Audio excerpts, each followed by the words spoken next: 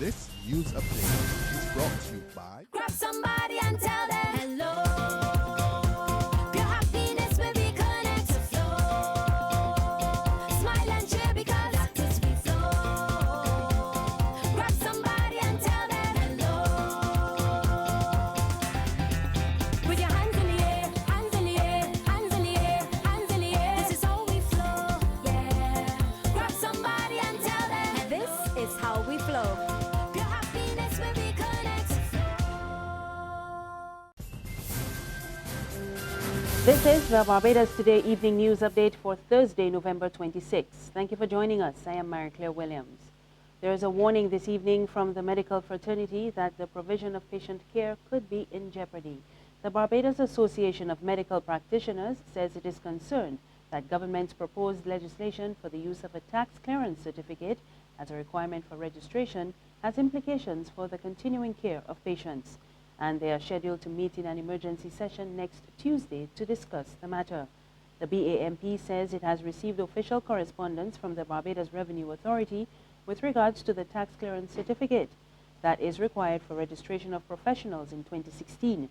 It informed the association that all professionals seeking to renew their licenses will now be required to produce the certificate from the authority. The BRA says in order to facilitate the new requirement, members of the association need to apply for clearance in a timely manner. Attorney General Adriel Brathwaite today announced that corporal punishment within the juvenile justice system will soon be outlawed. Brathwaite was addressing a rally at the Lloyd Erskine Sandiford Center against violence against children. He told the audience that Barbados must meet its obligations under international conventions, and as a signatory to the Convention of the Rights of the Child, Bridgetown is required to eliminate corporal punishment. We have signed on to the convention.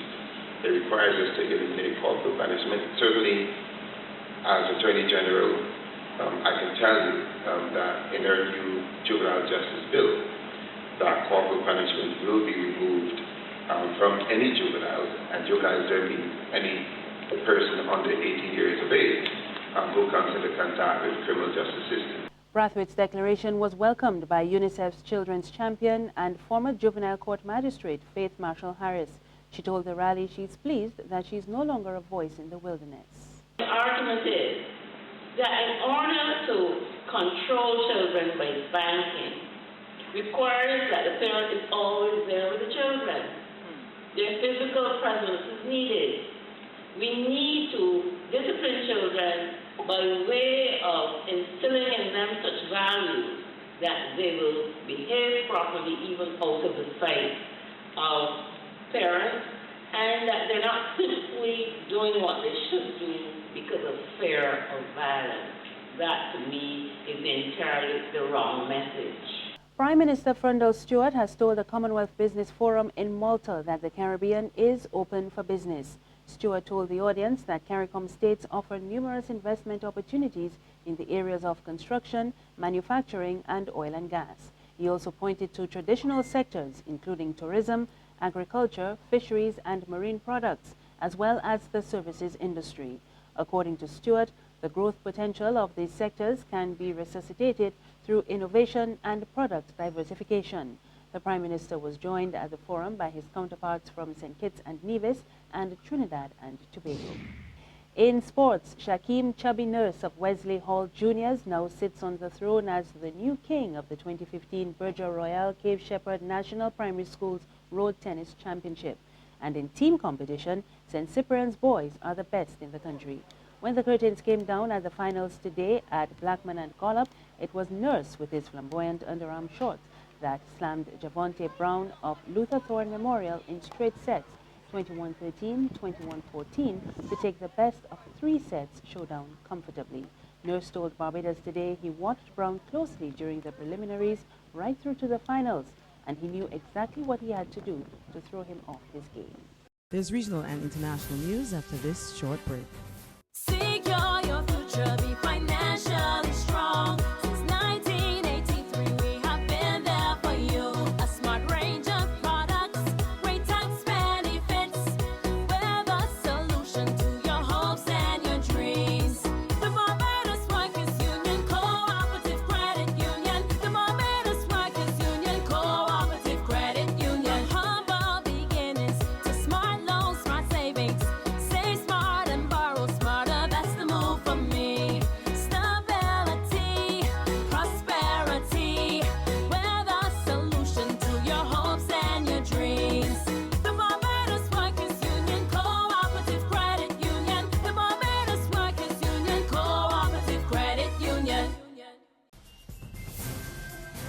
In news from the region, Eastern Caribbean countries are being warned to brace for below-average rainfall over the next 3 months. Regional forecasters attending the Caribbean Climate Outlook Forum in St. Kitts say the majority of the region, including the islands from the Leewards to Trinidad, will be under drought watch. The senior Met officer at the St. Kitts Air and Seaports Authority, Elmore Burke, says they will have to take some extreme measures to mitigate and prepare for drought conditions up to May 2016. Special forces in Mali have arrested 2 suspects in connection with a siege at a hotel in the capital Bamako that left 20 people dead. The suspects' identities were not immediately made public. Armed men held 170 guests and staff hostage during the 9-hour siege. 20 people were killed and 14 wounded last Friday before police stormed the building. A local affiliate of Al-Qaeda claimed responsibility for the attack. And finally, the UK's Prime Minister David Cameron is making a case for Britain to launch airstrikes against ISIS militants in Syria. Cameron argued that it would be wrong for the UK to subcontract its security to other countries and expect the air forces of other nations to take on the burden of fighting the terrorist group. But the Labour leader Jeremy Corbyn is not in favour of the Prime Minister's proposals. We get more in this BBC report. The Russians are doing it. The French are doing it. And the Prime Minister believes it is now our turn to do it too. Dropping bombs not just over Iraq, but on so-called Islamic State in Syria. Statement, the Prime Minister. Thank you. Thank you, Mr. Speaker. We can't wait for a political transition. We have to hit these terrorists in their heartlands right now. And we must not shirk our responsibility for security or hand it to others. Mr. Speaker, throughout our history, the United Kingdom has stood up to defend our values and our way of life. We can and we must do so again. The shock of Paris has changed the terms of the debate. 130 people died less than 300 miles from the UK capital. David Cameron believes airstrikes thousands of miles away could stop attacks here. That bomb in Paris, that could have been London.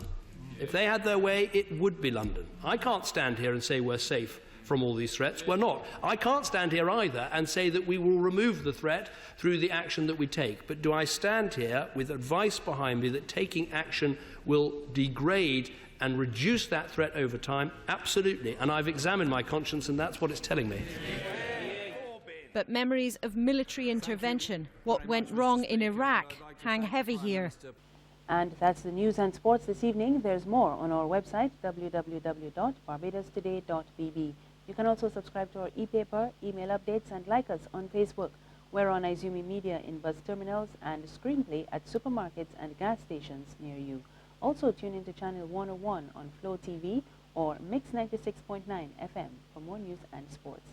I am Marika Williams. Have a good evening.